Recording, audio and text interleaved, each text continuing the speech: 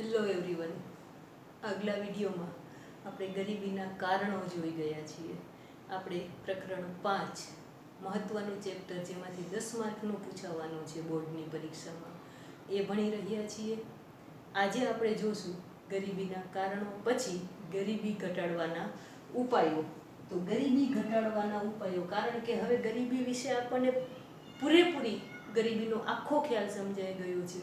તો ગરીબીના કારણો પણ જાણી લીધા છે. તો પછી ગરીબી દૂર કરવા માટેના ઉપાયો કયા હોય એ કારણોને દૂર કરવા માટે. તો આજે હવે આપણે જોઈએ ગરીબી ઘટાડવાના ઉપાયો. એમાં આપણે સર્વસામાન્ય ઉપાયો છે એ 6 જોવાના છે, અને સાથે સાથે રોજગારીલક્ષી કાર્યક્રમો ગરીબી ઘટાડવા માટે કયા કયા શરૂ કરવામાં આવેલા છે એને બીજા વિભાગમાં જોવાનું છે. એટલે આજે ગરીબી ઘટાડવાના પહેલા સર્વસામાન્ય જે ઉપાયો છે એ જોઈએ. તો સૌથી પહેલી વસ્તુ ગરીબી ઘટાડવાના ઉપાયોમાં ખેતી ક્ષેત્રે શ્રમિકોની ઉત્પાદકતા વધારવી. ખેતી ક્ષેત્રે શ્રમિકોની ઉત્પાદકતા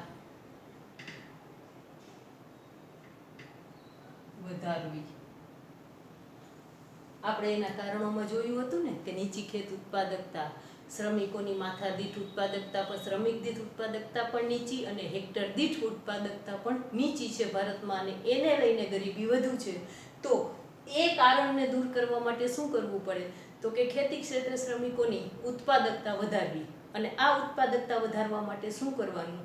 તો કે આ માટે ખેડૂતોને જાહેર કાર્યક્રમો દ્વારા, હવે તો ટીવી ચેનલો દ્વારા, ન્યૂઝપેપરમાં આવી રીતે ખેડૂતોની સમજ શક્તિ અને ખેડૂતોને જુદી જુદી વસ્તુઓની માહિતી પૂરી પાડવામાં આવે છે.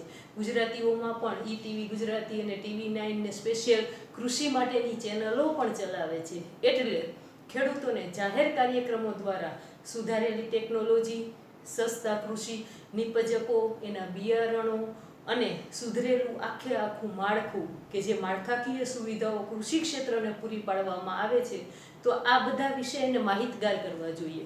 તો પછી ખેતી ક્ષેત્રે ઉત્પાદન અને ઉત્પાદકતા વધી શકે. શ્રમિકોની ઉત્પાદન માટે પૂરતા ભાવ મળે, ખેડૂતને પૂરતા પ્રમાણમાં બજાર મળી રહે, કૃષિ વિશે જે નવા નવા શોધ સંશોધનો થતા હોય છે તો એના વિશેની માહિતી ખેડૂત સુધી પહોંચાડવી જોઈએ.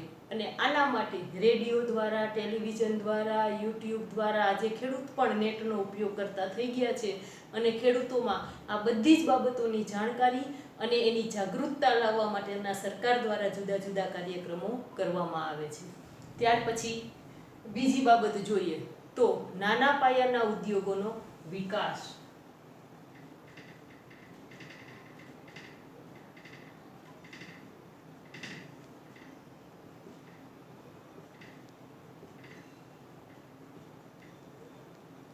નાના પાયાના ઉદ્યોગો એવા છે કે જ્યાં સૌથી વધારે રોજગારી મળે. મોટા અને પાયાના ઉદ્યોગ તો યંત્રો દ્વારા ચાલતા હોય છે, અને એમાં તો મશીનરીઓનું જ ઉત્પાદન કરવાનું છે, તો એ રોજગારી પૂરી નથી પાડતા. પરંતુ ઉત્પાદન અને રોજગારીમાં નાના પાયાના ઉદ્યોગો ખૂબ મહત્વના છે, અને એને પ્રોત્સાહન આપવામાં આવે તો ખેતી ક્ષેત્રે જે મોસમી અને પ્રચ્છન્ન બેરોજગાર છે એને પણ ત્યાં રોજગારી પૂરી પાડી શકાય. એટલે નાના પાયાના ઉદ્યોગોનું મહત્વ ખૂબ વધુ છે, અને સરકારે એવા પ્રયાસો કરવા જોઈએ કે ગામડાઓમાં ખેતી ક્ષેત્રની આસપાસ આવા ઉદ્યોગોનો વિકાસ કરવો, જેથી કરીને ખેતી ક્ષેત્રે જે મોસમી બેરોજગારી છે એ સમય દરમિયાન વ્યક્તિ કામ કરી શકે અને પ્રચ્છન્ન બેરોજગારને પણ ત્યાં કામ મળે.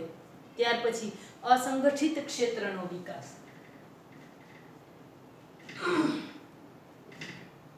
અસંગઠિત ક્ષેત્રનો વિકાસ. આ શબ્દ મેં તમને આમ તો પહેલા સમજાવી દીધો છે, જો તમને યાદ હોય તો. સંગઠિત ક્ષેત્ર અને અસંગઠિત ક્ષેત્ર.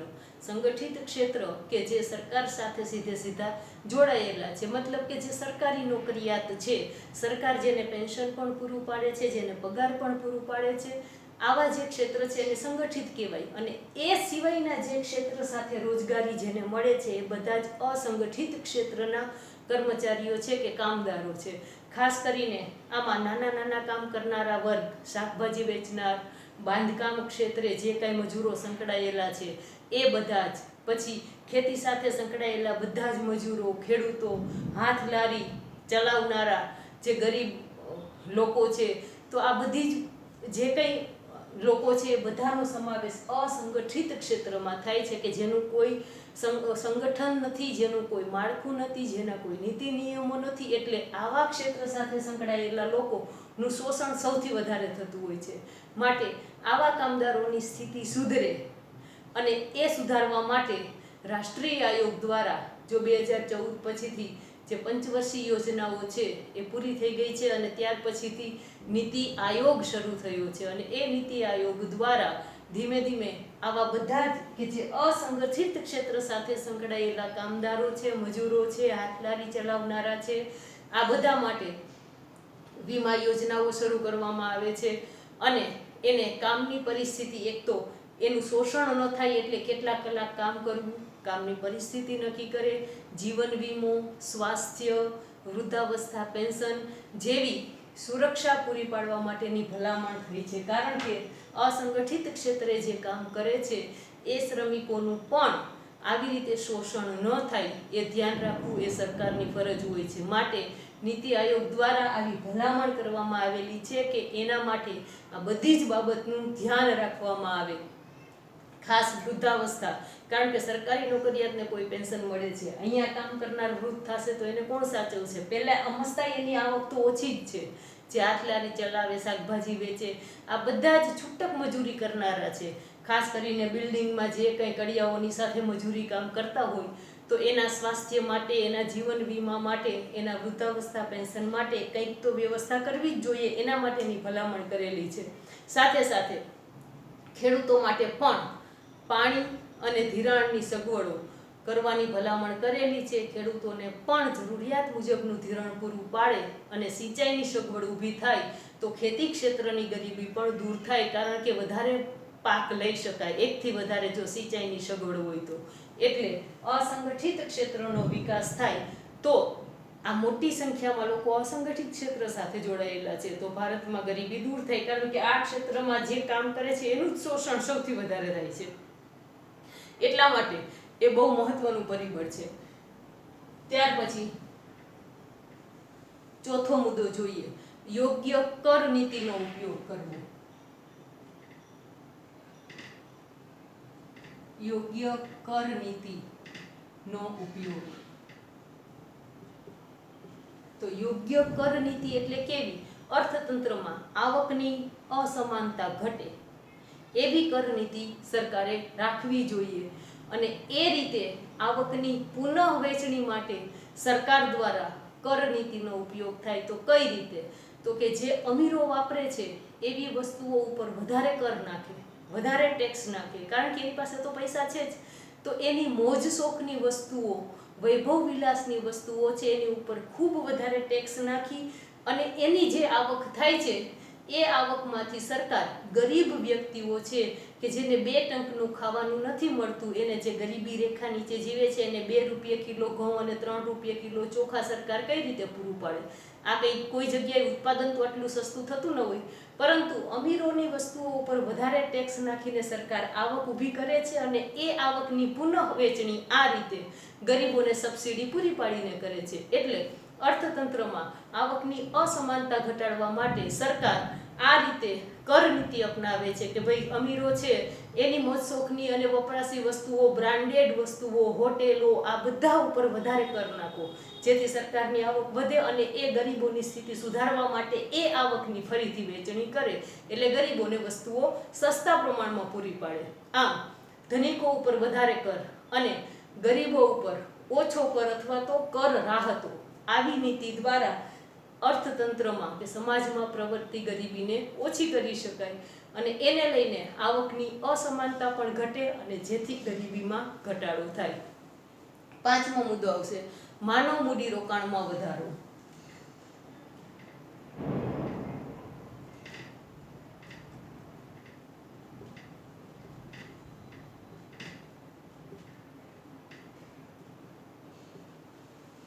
માનવ મૂડીરોકાણમાં વધારો બહુ મહત્વનો છે.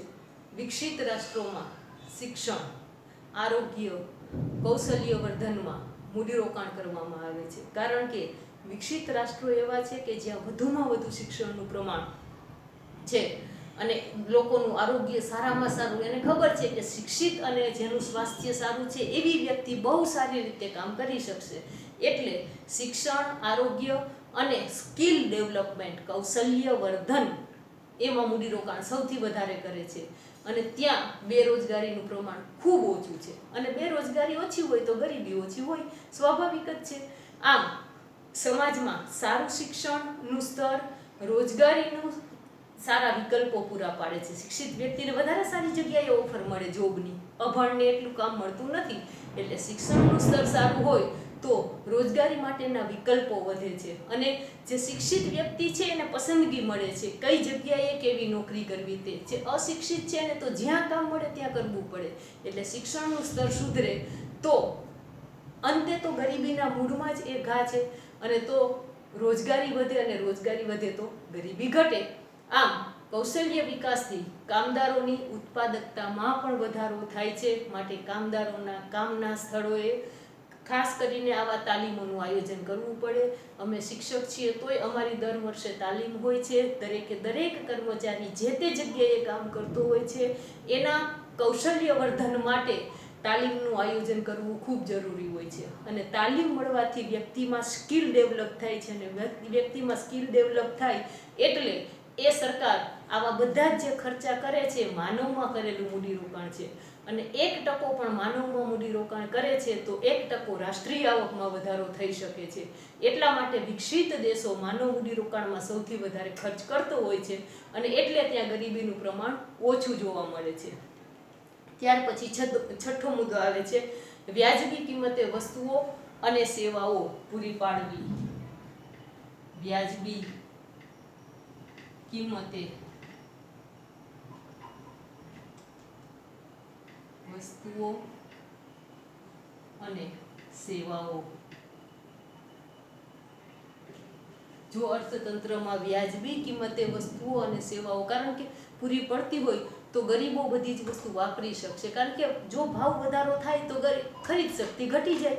ગરીબ પાસે તો પૈસા આમે ઓછા હોય છે, તો મોંઘવારીના સમયમાં ગરીબ વધુને વધુ ગરીબ બનતો જતો હોય છે. માટે આ વ્યાજબી કિંમતે વસ્તુઓ પૂરી પાડવામાં આવે તો ગરીબોને એની ખરીદ શક્તિને અને એને જીવન ધોરણને પણ એ ટકાવી શકે છે.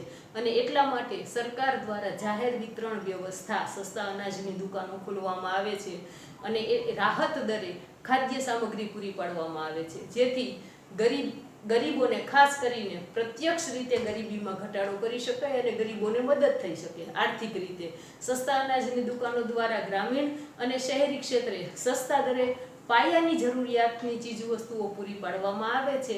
એમાં અનાજ પણ આવી જાય છે, એમાં કેરોસીન પણ આવે, ખાંડ, ચોખા, ઘઉં, કેરોસીન, આ બધી વસ્તુઓ જે પ્રાથમિક જરૂરિયાતની વસ્તુઓ છે જેમાં સબસિડી સરકાર બહુ મોટો ખર્ચ ઉઠાવે છે અને ગરીબોને આ વસ્તુઓ સસ્તા દરે પૂરી પાડે છે. એટલે ગરીબી નિવારણના ઉપાયોમાં આજે આપણે આ 6 ઉપાયો જોયા છે. એનો 7મો ઉપાય એ છે કે જેમાં વિવિધ રોજગારી ઊભી કરવાના કાર્યક્રમો છે, અને એની અંતરમાં આપણે જોવાના છે કે કેવા કેવા એવા કાર્યક્રમો છે, રોજગારીલક્ષી કાર્યક્રમો. એ હવે પછીના વિડીયોમાં જોશું. અત્યારે આ 6 યાદ રાખવાના છે, અને પછી 7મું છે રોજગારીલક્ષી કાર્યક્રમો. એની અંદર જે કાર્યક્રમો છે એ બધી જ યોજનાઓ આપણે ભણવાની છે. આટલું ભણી લેજો, નોટમાં લખી લેજો. નમસ્તે.